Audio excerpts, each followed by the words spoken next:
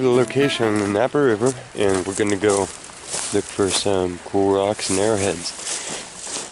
Although I already see obsidian gathered up, so maybe they missed some, but this one's obvious. It's right by a bridge.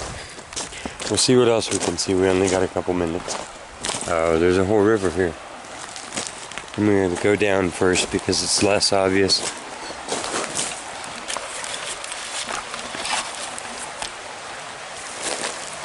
Now look, somebody did a lot of gathering. Okay, well, good job. Good job.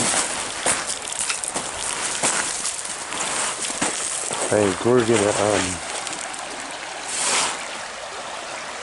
come down to one of these spots and throw a kayak in and drift down and then walk it back up and see what we see. First we're going to try climbing through the bushes.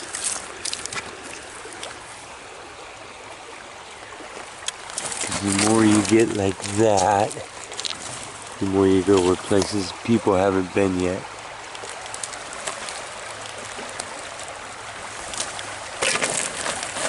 It's a cool piece of driftwood.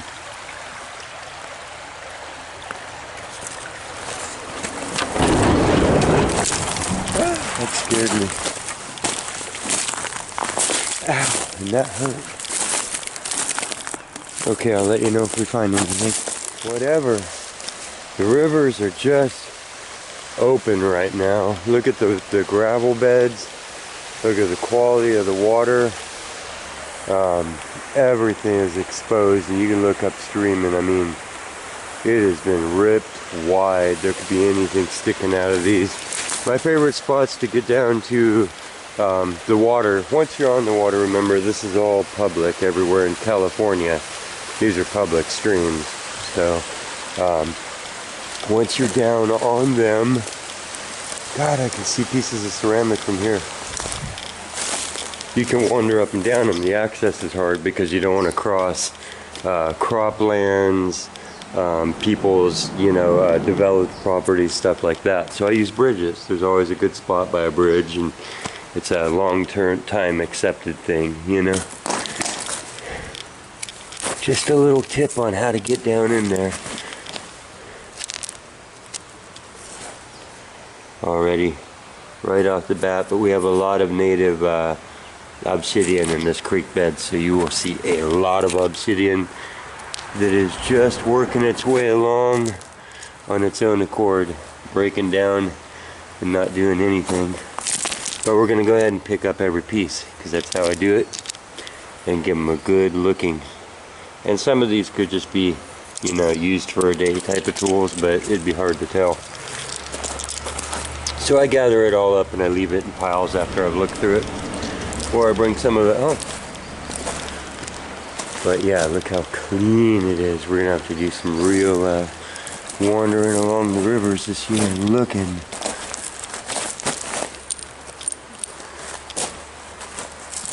Okay, I'll let you know.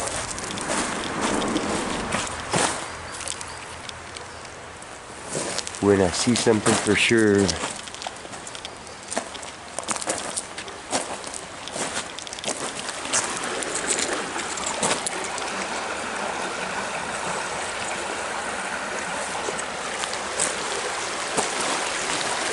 When it gets warm, we'll go looking everywhere, because I think we'll just trudge up and down the river. The old brick. Always got to find at least one old brick. That looks weird, huh? Sort of green tooth. Tough. I like to pronounce it tufa.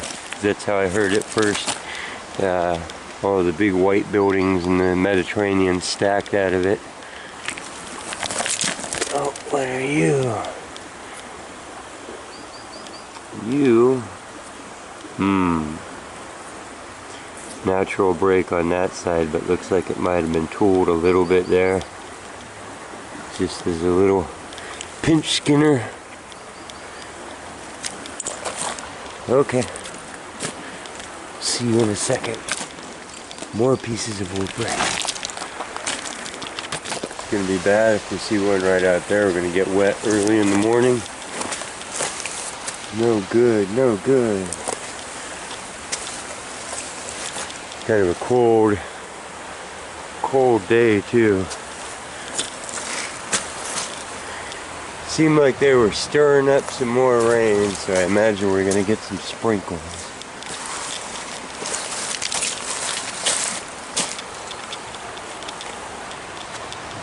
God, these sites are just crazy. I mean, there was trees and bushes and everything. I mean, only the green things made it that were alive and green and like a willow, you know, bend like a willow, break like an oak. It's been true here. There's this stuff torn out and laid downstream, you can see, and just by the root wads and stuff. But it makes for crazy beaches where it's been about 10 years of being really clogged up. I mean, it's you can barely wiggle through the willows up these channels. So look at that. Fisher Premium Brew. Wonder how long that one's been under there. Please don't litter. Dispose of properly. It's like a steel can. Pretty cool. Let's set that here. In good condition besides being full of sand, but let that dry out and give it a shake. And yeah, look. Coors, Budweiser, 7-Up. It's gonna mean we're down to it. It's gonna be a great year. That's a natural break, but it's really cool. It didn't even go sharp. I think I'm gonna save that one. That one's pretty cool. It's going to be a great year for wandering up and down and finding all kinds of killer stuff. And not so killer stuff.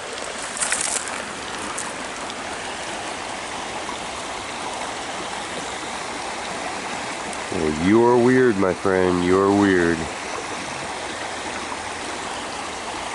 Feels light like rhyolite. Ooh, look at that.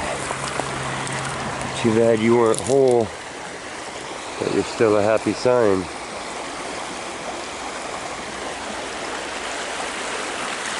This is a good year for finding bottle dumps sticking out of banks because you can see the cross sections of everything, where every old farmer filled a ditch in to let the river wash it away, which was the common practice of the planet until recently. But yeah, the organic is washed out of the gravel beds too, so just walking up and down in your old sneakers soon is going to be advantageous. And we are in the upper Napa Valley right now, and it's all old stuff up here. This is one of the first, well, old is relative, right? So we're talking America and we're talking the West Coast. So some of the newest, but as far as California goes, one of the oldest, I believe it's the oldest county, and directly across the bay from the main port of the gold rush and all that. Okay, I'll get back to you when I find something. That narrowhead right there. You gotta be careful when you're focusing on other stuff that you don't lead your eyeballs into pokey sticks, because you'll be looking down here and you won't notice the thing straight on right in front of your face. Nope, it's a natural break, very sure. Obsidian generally breaks in a little circle, but it can come in all shapes by the time you're done. Let nature have its way with it.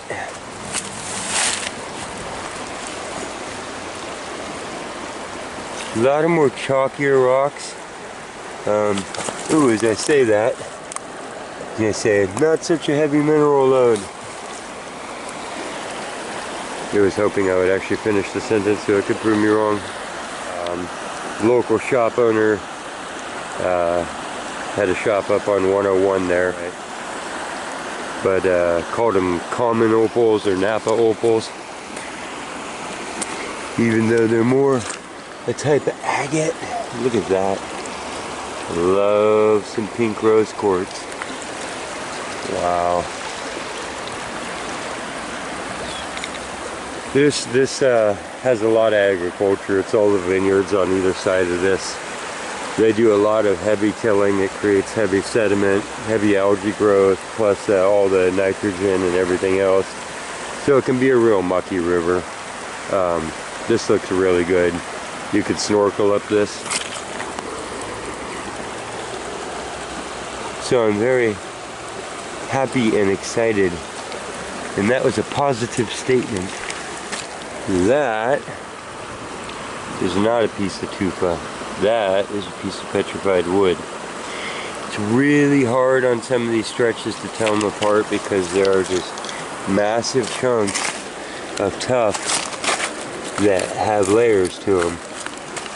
But they'll generally be something you can tell the lines in them probably ran hundreds of feet off through a cliffside, whereas petrified wood will have all the little anomalies and branch eyeballs and swirls to it. Its grain will bend around like wood does. The way it breaks is way different.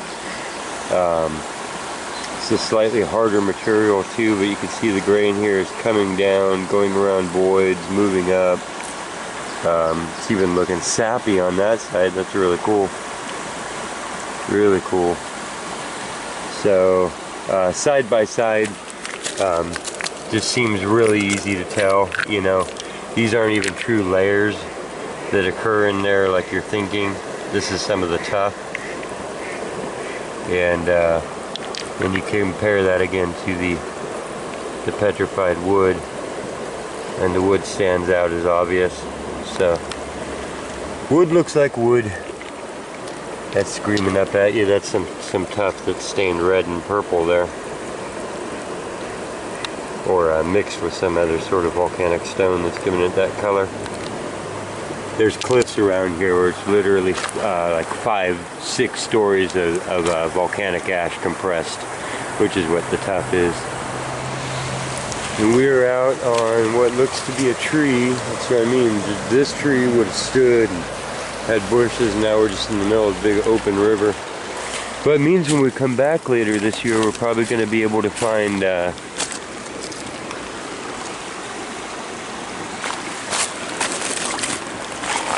they have eels that come up here, moray eels that actually spawn in this because it's connected to the ocean.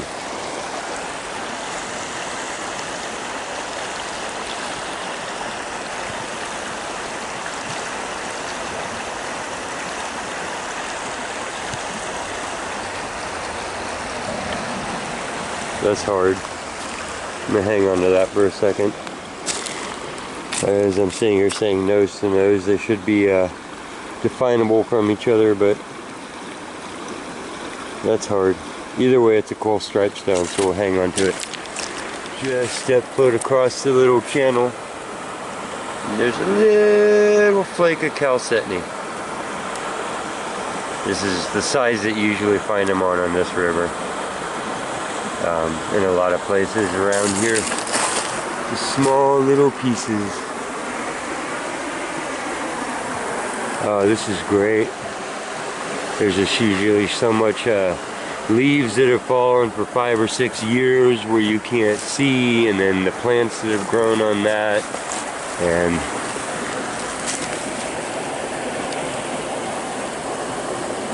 as far as rockhounding and looking for things in the river, that's interesting, huh?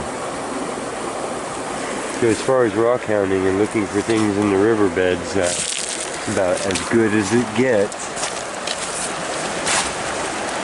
These storms that we had were record breakers. They always say that, but because they haven't been keeping records that long. Some bubbly quartz. Ooh. Either ceramic or it's ceramic. See how deep that is right there, where it comes over this. Ha ha, some good fishing. Will not fall in there. be a deeper swim than we want to take today. Oh, look at this. Crazy.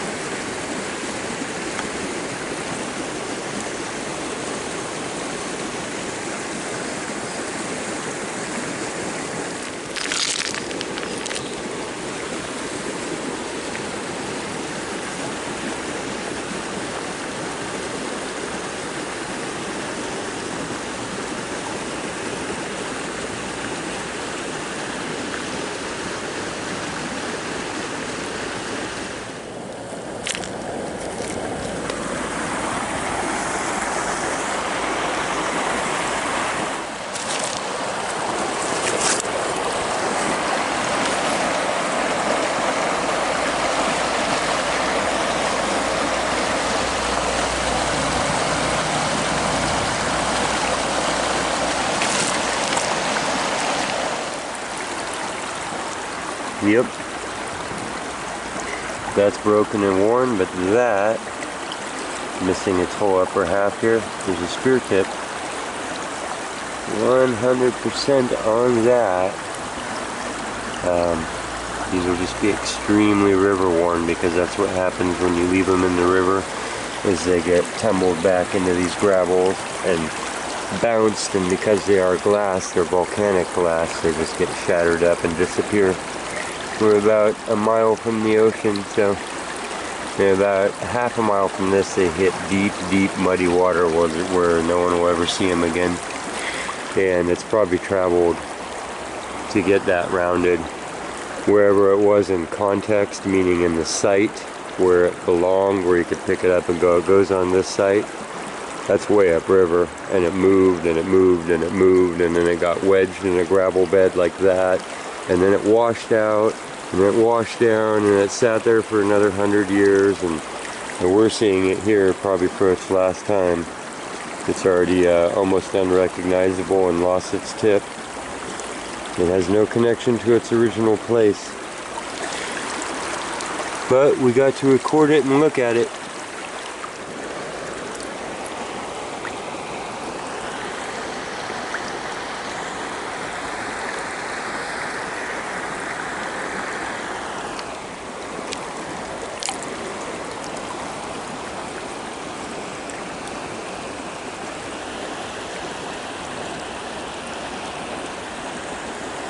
That is most likely a broken piece of bowl. You can see the shape of it. There's the bottom. Found a lot of complete. So it would have come up on this side, and on this side, and on this side, and been way more of a bowl. And then the outside of them tend to be shaped. Oh, something like that. But yeah, it's oh, my dad was a tractor driver in this valley, and the tractors turn up even more complete pieces of this all the time out of the fields, and he would bring them home, so they're actually yeah, to save them from getting chunked up by the tractor over and over, because you actually skip over them with the tractor, the tillers. And yeah, that had food prepared in it. It's not a chunk of pipe or culvert or anything. That's natural stone, and it's, you can see it had a little bottom edge to them, and they got pretty perfect with them here in this valley. I think they were handed down as generations, and I don't think that they migrated very far. You know, their seasonal migrations weren't like the Plains Indians. They were just traveling between the coast and the mountain ranges here. So yeah, that's really cool to hold that. Okay, what we're gonna do with this is set it up in the high bush. Yeah, and I'm not gonna show you where, but generally you put them at the base of a tree until you come back, so that's what we're gonna do. I sound a little down because I'd love to take that and keep it, but I record videos for the public, and I want to set a good example for you guys, so that's what I am trying to do. And that's my middle ground on that. I'm not just going to leave it to be destroyed. It's not in context right there. I moved it to a safer place where, in theory, if the actual professional archaeologists get here in time, they could save it. So I really wish that we could work with the public together, you know, and somehow get some permitting process to hunt places just specifically like this where nothing will stay in context. And then, you know, I wouldn't mind handing over everything I found just to keep from having to throw it in a bush or toss it back in the river. With that being said, let's continue with the hunt. And yeah, hopefully someday we'll all find the middle ground where we can save these precious things. Because see that one?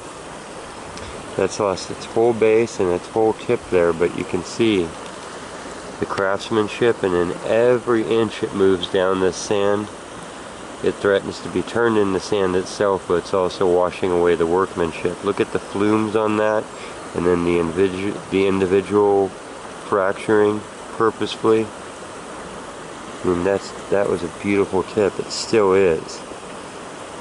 And you know, just like you were catching a steelhead or something, you could punch in your location, fill out your tag, turn it in, see if they want it, that whole type of thing.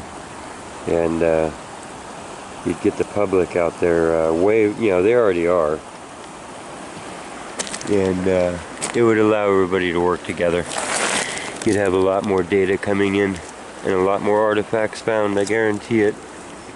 That probably is a tip that's lost half of itself and the base of itself. But I couldn't say at this point.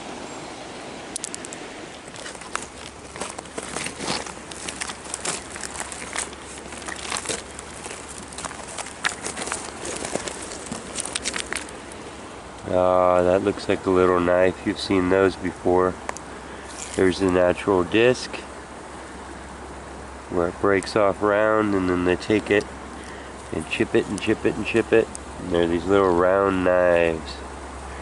They always have like a blunted fat end where it breaks off, and that can occur naturally, but I could set that next to a whole bunch that I have in my personal collection and it matches identically. So it's another good reason to be collecting and understanding the different forms. And in the muck here, we collected a couple. That one's one of those ones that's on natural break, but then when you look at the edge, there's the natural rough outside. It sure looks like a lot of little workings along there. I couldn't say for sure. And that one definitely is. This one definitely is. It's just rough, but I found a lot. They're probably kids' tools, or something where you needed less accuracy or less precision in the making. But it's got an overall look to it. Flick that one out. It was on edge. And you can see its workings. Look at that. Can you see through? A little bit. Okay. Yeah, definitely out here this year. Wow. Look at that. It's a little pretty piece of ceramics there, if ever I saw one.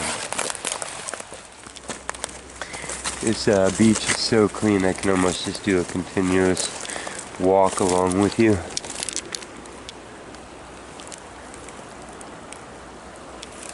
I mean, you can see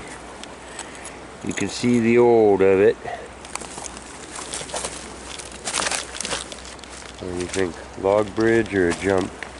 I say we jump and check out this last beach. More bricks. Ooh, that fishy didn't make it. I can zoom in, but I'm not going to, in case it's breakfast time. Oh, look at that. You know, the start to the season, right? We're up our first pair of sunglasses out of the river. And the shopping cart, but I'm not claiming that one. Brick. Again, natural. And more brick.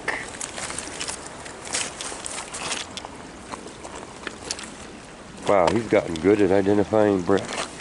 Hey, look at that. Been in there for a while. Go ahead and take you. It's metal if anybody wants that, knows what that is. Yes, it's rare, it's pretty beat up. But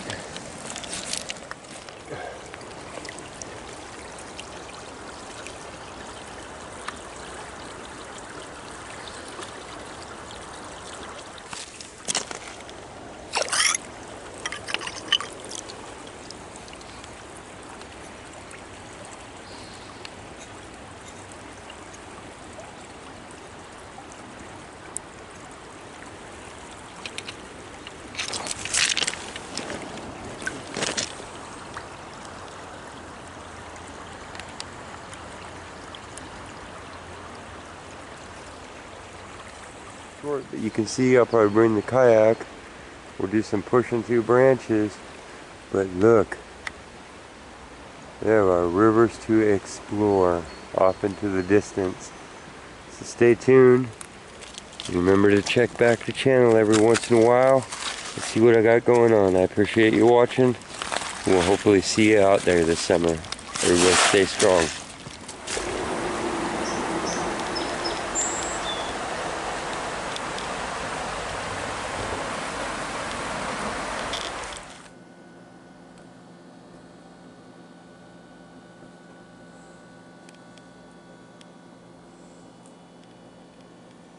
I want to say thank you to Linda Taylor. She sent me a piece of artwork which is really beautiful and really cool, and it's going to go up in my little office area.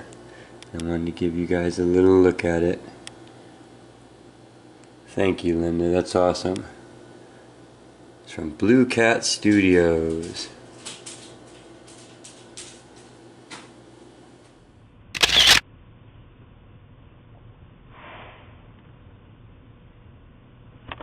Hey, I hope you liked the video. If you did, please hit the subscribe button below. Helps the quest for details grow. I appreciate the support. And if you double click the bell icon next to it, you'll get a notification each time we put out a new video.